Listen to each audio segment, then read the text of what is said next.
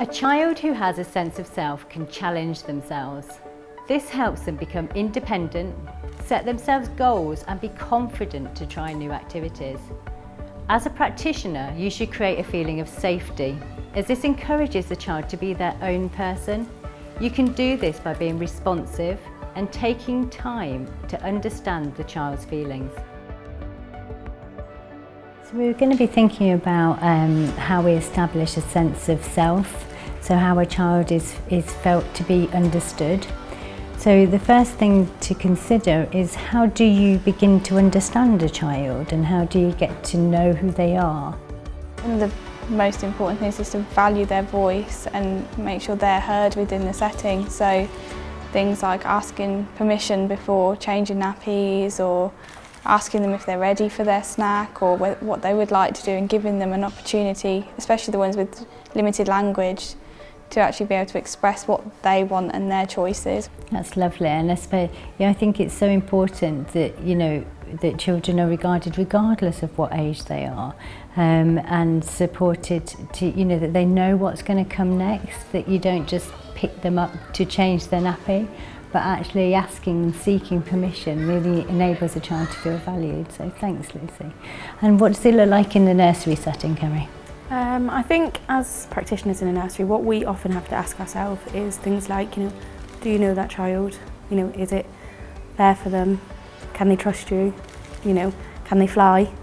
Them kind of questions that we constantly ask ourselves about each child, every individual one. And again, I think it starts from a home visit. You find out that information, but also that child understands that you're interested. You want to know about them.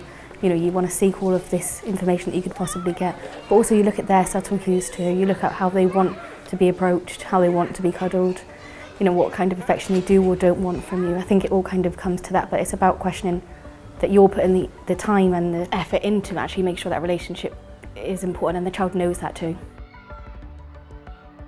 So thinking about children's developing sense of who they are, there are times in the environment where they can feel quite frustrated that things aren't going the way that they want it to go. So can you both think of a time where that's happened in practice? I think personally, to start with, when I first was starting out my career, I found it really hard to watch children frustrated. I think you immediately want to go into fixing it for them and making it better. However, after lots of supervision and talks with, whether that be my manager or the team, we were actually able to look at it and think and look at us as practitioners. When you become frustrated, that means that you really care about something, you're really passionate and you want something to work, but that's only going to happen if you go through a process. So I think we've started to learn that actually this is a process now for the children, and there is so much learning to take place, but actually to recognise that if a child's getting frustrated because it matters, it really is important to that child at that time.